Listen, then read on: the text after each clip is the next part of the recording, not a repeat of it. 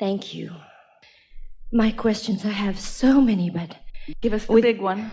with everything that happened today, Source steps up.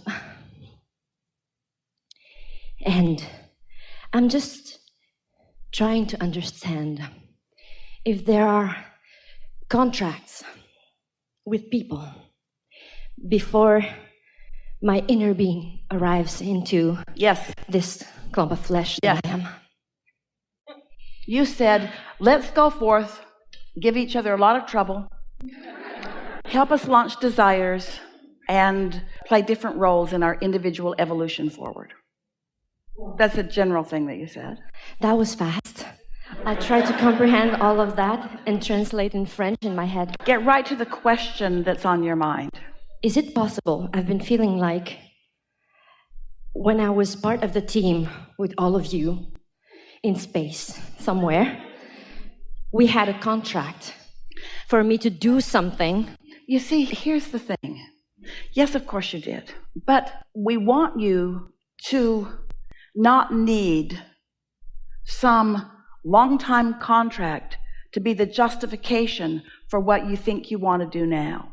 It's almost like you're taking a conditional approach to life and putting it into the non-physical and trying to conjure a condition that then justifies what you think you want now. Of course, you all had intentions coming in, but it wasn't like, I'll go forth and I'll meet this person and we'll do this thing and we'll feel this way and the earth will respond in this way. It's not like that. That's what humans conjure in order to justify what they want.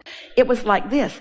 I'll go into this arena with so much diversity and difference, and from it I will come to my own personal conclusions, which will matter because I'm important. And as my conclusions and preferences are born, all that is source energy will back me up in the creation of this newfound realization that I've discovered. So source is coming forward with you. You've not been assigned to things. It's that when you discover the desire, source is there to help you in the evolution of those things that you have decided or that you've discovered here.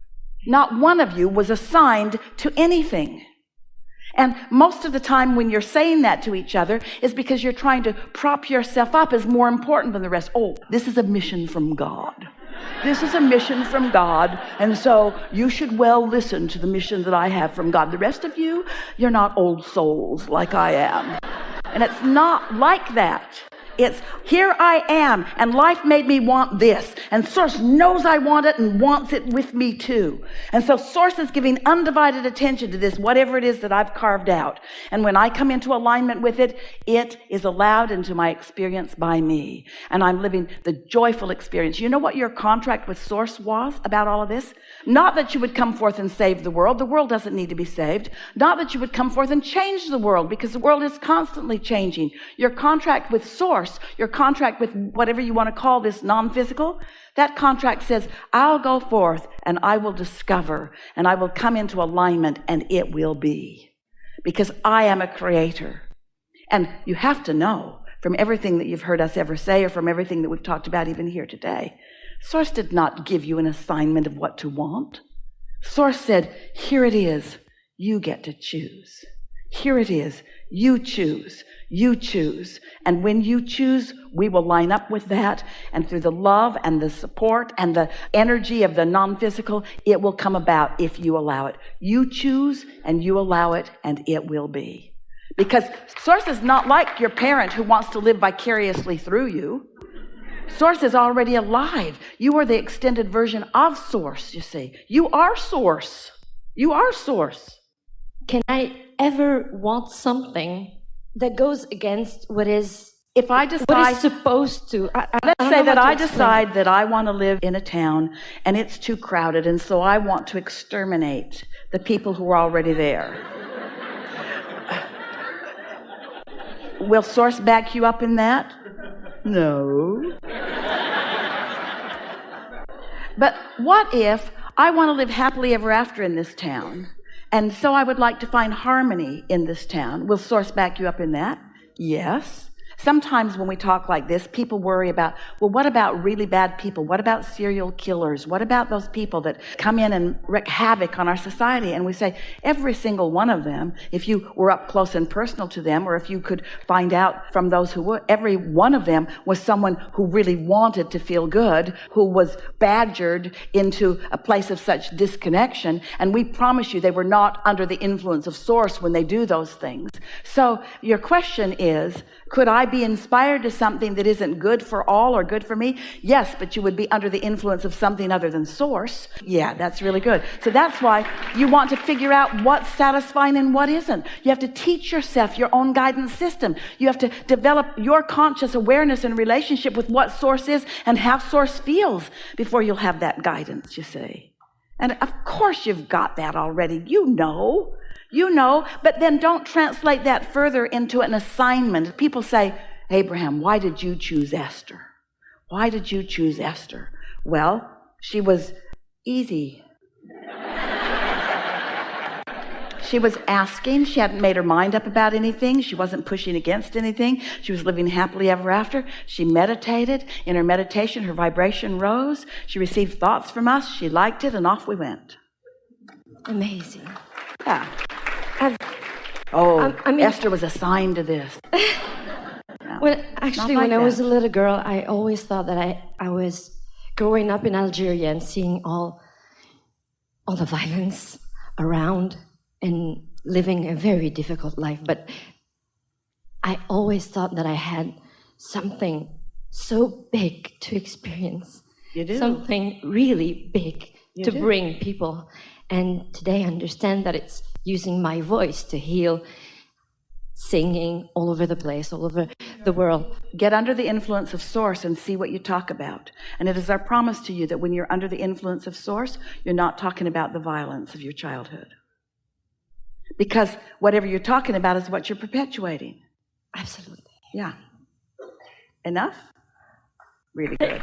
Really good. Really good.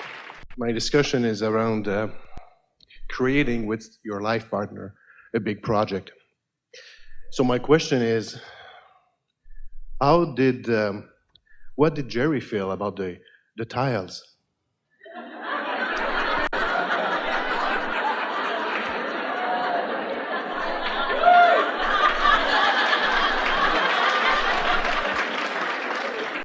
He said, you have a floor problem, to Esther. You have a floor fetish. Because you see, it was not the first floor gone bad in Esther's life. It's just the only one she still talks about, because the other ones she doesn't own anymore. He found it amusing. He wasn't so bothered by it. Jerry stepped back from anything that bothered him and focused upon what made him feel better. The bastard.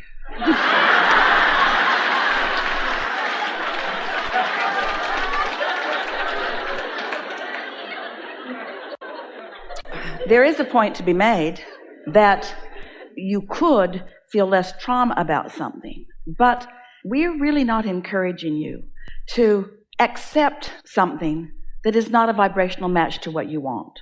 Of course, you can align to it, but we don't want you to align to the things that you don't want. We want you to align to what you do want so that all things will move into that. You see? Does that make sense to you?